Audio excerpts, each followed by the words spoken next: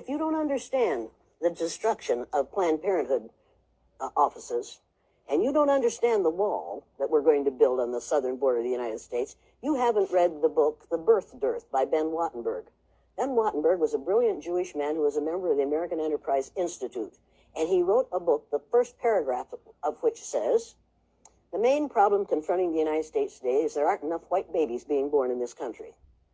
He was an advisor to presidents of the United States. He wrote the book in 1987. He says if we don't change this and change it rapidly, white people will lose their numerical majority in this country, and this will no longer be a white man's land. Now, I'm not misrepresenting this. I'm telling you almost exactly what he says. He says there are three things we can do to solve this. Number one, we could pay women to have babies, as they have been doing in Western European nations for years. Then he says, and these are his words, not mine, unfortunately, we would have to pay women of all colors to have babies, so we don't want to do that.